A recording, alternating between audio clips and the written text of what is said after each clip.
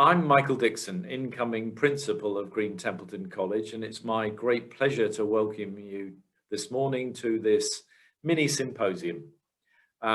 As a new boy, I'm looking forward to taking part in the symposium myself, and I'm sure that many of you will be jumping in and jumping out during the morning. But we're very glad to have you online.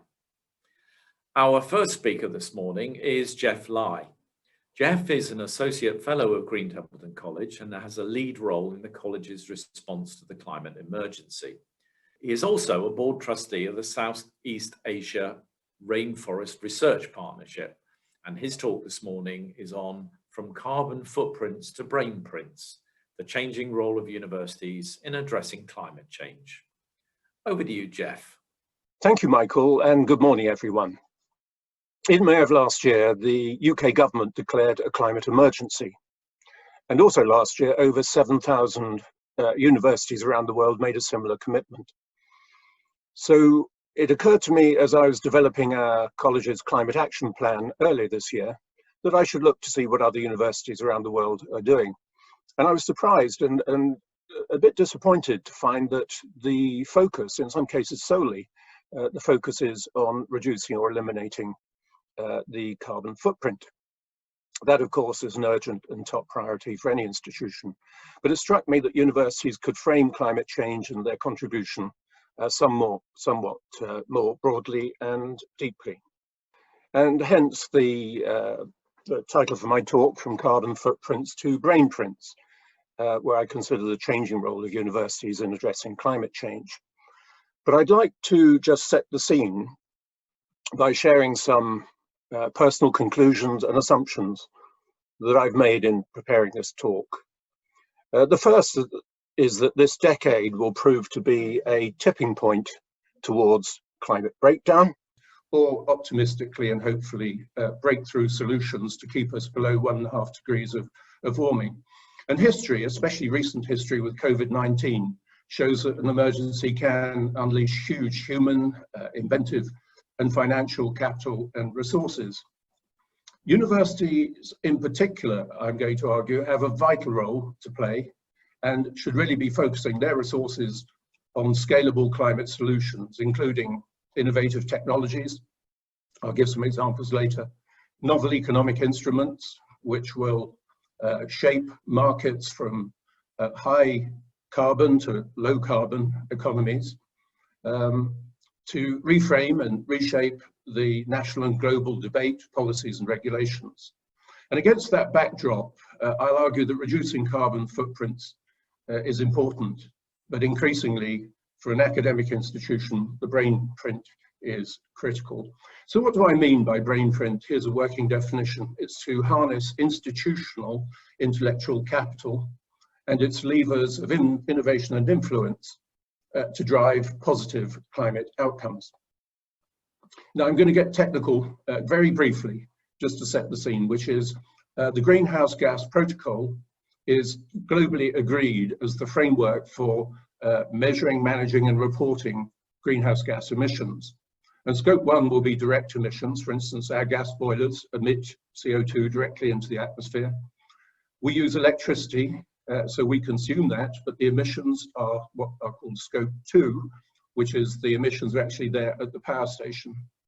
But what interested me was this notion of scope 3, which are indirect emissions, and I've highlighted here the use of sold products. Because over 20 years ago, a colleague and I were invited by Bill Ford to work in the Ford Motor Company to assess their environmental risk issues. And I was shocked to find that climate change barely registered on their list of risks. And more importantly, many senior people doubted the science, and they certainly had no sense of accountability for the use phase of their products. In other words, when people drive their cars, they said, we hand over the keys, we have no control over how far, how fast, how well, how badly people drive our cars. So this was quite a difficult starting point. And over the next 4 years, we worked hard to shift their position. And in 2004, they were the first automotive company to issue a specific climate report. And before that was done, about a year before that was done, I sat in a meeting where a task force established by Bill Ford had to agree what was their position on the science and so on. And they concluded, A, that the science is absolutely correct, B, it's vital, we don't go above 2 degrees of warming, and thirdly and critically, that they were responsible for the use phase in that they then understood that the technology pathways they developed over the coming decades would radically affect the emissions of their global fleet. So what's that got to do with universities, you might reasonably argue? Well, in trying to find out what's the equivalent of the use phase for an academic institution, I looked around at the universities, and there's nothing specifically coming out of universities, but I came across the Times Higher Education Impact Rankings for Sustainability, for Sustainable Development Goals, of which the 13th is climate action. And I looked into their methodology, and essentially what they're doing, a heavy weighting is given in there to the number and quality of publications in which climate research and science is published, and then the citations that follow that. And that struck me as helpful, but incomplete, because what we should be concerned about as an institutions is what real world effect do they have? In other words, does that research lead to changes in policy or science or innovation? And that really started me thinking about this framing of the carbon challenge as footprint to handprint to brain print. So on the left-hand side, we have the symbols for the footprint, handprint, brain print. On the right-hand side, the carbon footprint work is about mitigating negative impacts. Handprint is influencing others to lessen their impact. But critically, the brain print is to drive positive climate outcomes. So taking those briefly each, and by the way, this is from our draft climate action plan, and I'll be referencing it a few times. I do need to emphasize it's currently a draft with our governing body for review, refinement and approval. But essentially, carbon footprint is reflecting the emissions we make through gas and electricity, around 566 tons of CO2 a year. And of course, there are other inputs, water, waste, and staff travel. But equally importantly, in some ways more importantly, is our carbon handprint, which is those areas where we touch upon and have contact with other stakeholders. That's clearly our staff, students, fellows, alumni, even extending into our community. But also critically, it includes our supply chains, food sourcing, where we source our food, our menu planning, what do we supply to our students and staff, and even how we invest endowment. But our brain print, as I've suggested, is deploying our intellectual capital for climate solutions. We will use our levers of influence to shape government, public and corporate policies and actions. And we will create innovative solutions from climate science, research, teaching, and using our power of advocacy. Our draft proposed ambition to 2025 is that we aim to be recognized as a leader in climate responsibility by first taking all practicable actions to progressively eliminate our carbon footprint. We will use our power and influence with our stakeholders to minimize negative and maximize positive climate impacts. But critically, we will marshal our intellectual and political capital to develop, promote, and activate climate solutions. And finally, we aim to demonstrate distinctive climate positive outcomes from the combination of those actions and investments. Again, at the moment illustrative only, but nonetheless, this gives a clear sense of the direction of travel. Because at the bottom, over the coming 5 years, you can see that we will be giving, over time, less attention to our footprint, because over the coming years, we will eliminate our carbon footprint, and we will have a continuing base of carbon neutrality. But with our handprint, our stakeholders are changing. We have a turnover of students, we have changes in our fellowship, and clearly we will need to sustain a certain level of resource input to that. In passing on this, I'd just like to point to 2022, where we aim to achieve gold status in the university's Green Impact Awards, which is focused primarily on climate change. We assumed this year we would aim for bronze, next year silver. We just heard that we've already been awarded gold status, and the fact that we now have a clear and ambitious forward climate action plan is no small part in that. But when it comes to the brain print, we're going to start with an inventory of finding out everything that our fellows, our students, and our alumni have done or are doing in relation to climate. We will create a network of students for collaborations, and we will consider making climate solutions a core component of the college's mission. Our mission is looking at and delivering against human welfare. Ultimately, we want to demonstrate evidence of climate positive outcomes. Indeed, we will consider biasing our academic profile towards climate positive outcomes. And we have history in this space.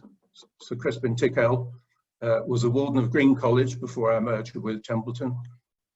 He's a fellow. He advised Margaret Thatcher from 1984. He put climate change on her political agenda and helped her write famous speeches she gave over 30 years ago to the Royal Society and the United Nations. And that placed climate change firmly on the agenda, global agenda, for the first time. Margaret Thatcher became the first world leader to warn about the dangers of global warming.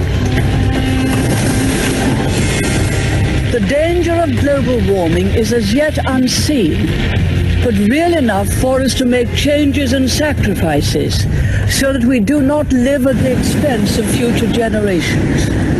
That prospect is a new factor in human affairs. It's comparable in its implications to the discovery of how to split the atom. Indeed, its results could be even more far-reaching. No generation has a freehold on this earth. All we have is a life tenancy with a full repairing lease.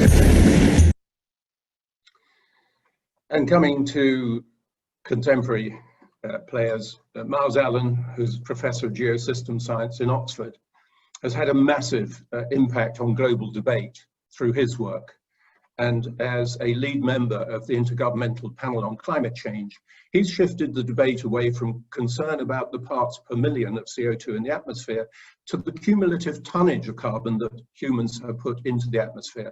And his team have calculated the gigatons of carbon that can be emitted to keep us as a ceiling, to keep us below 1.5 degrees of warming. He's also done a lot of work on attribution for climate change liability, and climate accountability have demonstrated that the top 20 corporate emitters represent more than 1/3 of global emissions through the life cycle of fossil fuels. And so he's acting to try and shift the UN focus away from individual country contributions to companies. And indeed, he's pushing the oil and gas industry to decarbonize their products. And notably both Shell and BP earlier this year have committed to do just that. And I must acknowledge that Oxford University is already very active at the strategic level. There's an environmental sustainability strategy consultation, which was completed earlier this year. We should see the results in the coming weeks. And from the consultation, I know that even they don't use the word brain print, but that will feature significantly in that strategy. And already there's a project called True Planet, which is interdisciplinary within the University of Oxford to bring people together to work jointly on a range of global issues, including particularly climate change. Also in Oxford, in a way, I'm sort of sad to report that we have a geoengineering program, and indeed the deliberate large-scale intervention in the Earth's natural systems to counteract climate change is, for me, disappointing, but I've followed this space for 30 years. We need all cards on the table.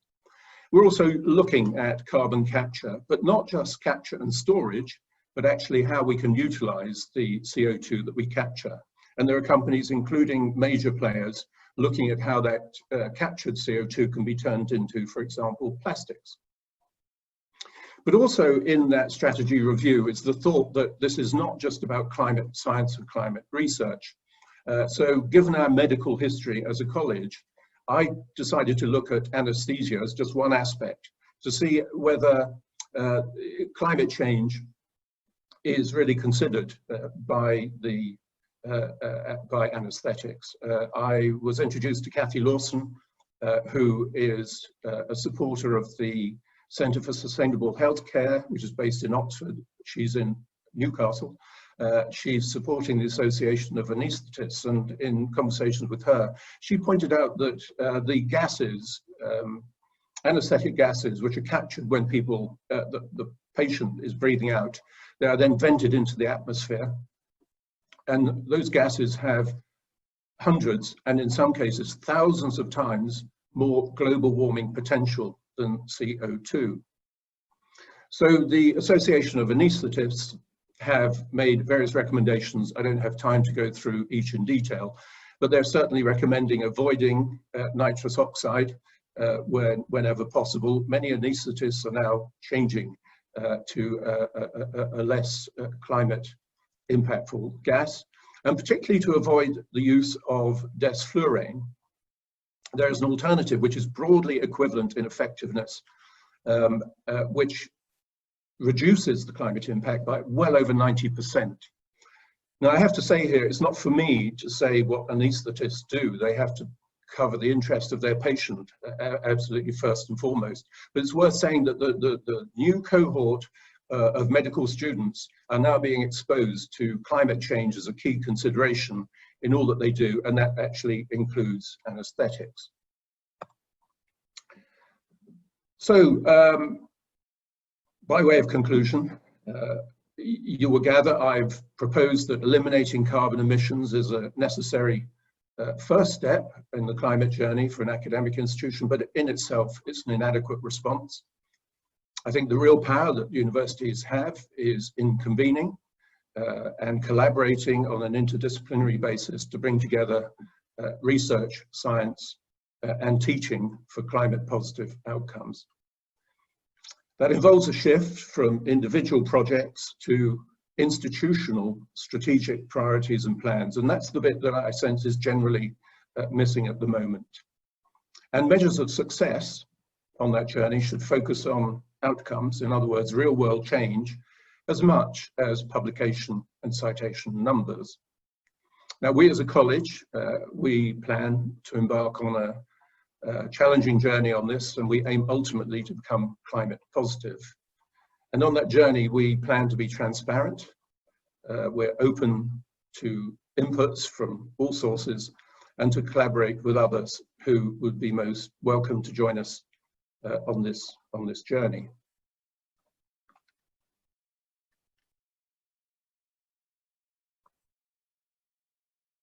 Thank you. Thank you, Geoff. That was very nice presentation. If I may, I'm going to kick off some questions, and I'll remind our viewers that they can send questions to me at Q&A Michael Dixon, and I will relay them to you. Thank you. Geoff, as you probably know, until recently I was director of the Natural History Museum, and some of the work that we did on climate change and the what we call the planetary emergency, because we wanted to draw attention to biodiversity loss as much as climate change. But we found that people didn't really understand the simple things that they can do to reduce their own carbon footprint and indeed handprint. What would you say to somebody who said, what can I do? What practical things can I do to do my bit, as it were? Yeah, well, I'm assuming most people have access to Dr. Google, and the resources that are available if people simply type in, how do I reduce my personal carbon footprint? There are endless resources which will highlight the most basic things that people can do to very significantly reduce their impact. Obviously, most people's primary impact is the energy they consume, whether for their home or for travel. And in those cases, there are lots of resources. In the UK, we now have a system of green grants to help people reduce their domestic consumption. As we know, we're seeing a transformation from fossil fuel driven cars to electrically driven. That's an unstoppable thing. So people can rapidly find out what are the key things that they can do. I think start with Google. Okay, good.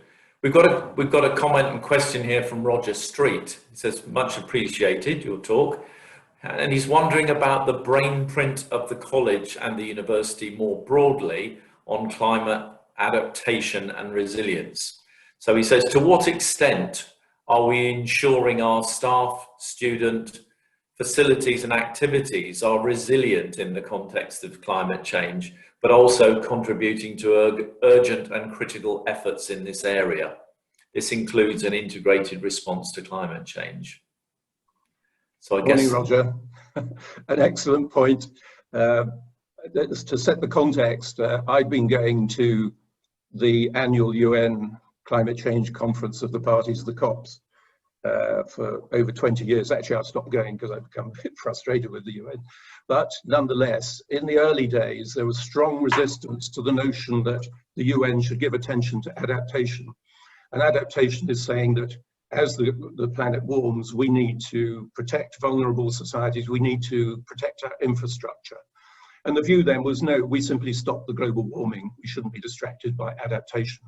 By 2010, it was critically clear that adaptation had to be a key pillar of forward resource policy planning investment, alongside slowing the rate of global warming and keeping it below 1.5 degrees. I think it's now an equal priority, and the brain print concept could and should apply to adaptation every bit as much as slowing the rate of warming. And I know that, Roger, you've looked and invested very heavily in this too. And I think when we do our survey as a college, we will look at adaptation as one of the themes that we will want to establish how we can contribute to that critical debate. Great. If I may, I'm going to ask you another question, and that's about impact. I think I think you're saying is that the university and the college needs to move away from outputs to outcomes. How do you suggest we set about that? It's a real challenge. I mean, when I go back to the Ford, excuse me, the Ford situation is relatively easier for them because they had a technology pathway running through from early 2000s to 2025. They could project the fuel economy pathway and therefore the emissions of their global fleet. If they change the technology pathways and go electric earlier, that clearly reduces it. Now, when it comes to academic output, I feel we as a college and universities more generally should try our best to identify what aspects of policy do we want to influence, and accept that we should not take full credit for it, simply that if we can shift the direction of travel, that will be a great outcome. There are specific things that we can be involved in, like technical innovation, where if through our collaboration we can accelerate the current take-up of a technology, then I would say we will be able to identify that as something which I don't like the word take credit for, but acknowledge is a demonstration of how we've brought together resources which have generated a different outcome. And I would have to just say that, you know, my work has been advising global corporations over the last 30 years. And I try and set measures of success for the work that I've done. So in the case of Ford, I worked with a team of 20 external advisors. I would like to think what I did maybe just tipped the needle a little in the right direction. There were a couple of critical meetings where I hope I had some influence. So it's very difficult, and I think we will have to make some very qualitative judgments in the most part. But nonetheless, what I see the Oxford University doing, I think when that strategy comes out, I've already made an input which says, let's try and find some tangible measures of success. You've referenced your work with Ford a number of times in the presentation. How do you think the corporate sector generally is behaving now to this issue, compared, for example, to national governments? Well, I would never see them doing enough. but in 30 years, I've seen a complete transformation. I've advised Shell, Nestle, Coca-Cola, all of them on a journey of learning. And I would have to say, even though I have major issues with each of those companies in many ways, they have all taken up the challenge in a way. I would say many of them have gone well beyond where I see universities around the world even remotely thinking of going. And I've got a whole deck of slides looking at how companies like Unilever have a clear set of outcomes where they will measure for instance, the number of people that they will ensure have access to clean drinking water. Nestle talk about how they will make their foods affordable in poorer economies and include vitamins in their product formulations. So I'm not a champion of corporations, but if 20 companies account for a third of global emissions, I spent 30 years looking at companies because Crispin Tickell said to me in the late 80s, that's where we need to shift the needle, get companies to move. Are there some companies you think we should be boycotting or avoiding? I've not bought Exxon or Esso fuel for 25 years, and I never will. So we have choices. I couldn't pretend that Shell and BP are that much better, but they've been a lot more honest about climate change. They have not been obstructive to laws and regulations in the same way, but even they belong to trade associations, which are unhelpful. Again, there are lots of great places you can go through Google just to find who are the companies that I should support and which one should I avoid. It's very, very well researched as an aspect of lifestyle. Okay, Geoff, I think we're going to have to leave it there, but thank you for your talk this morning, and I wish you the very best of luck with this work, which really is important work for the college and indeed for the university. Thank you.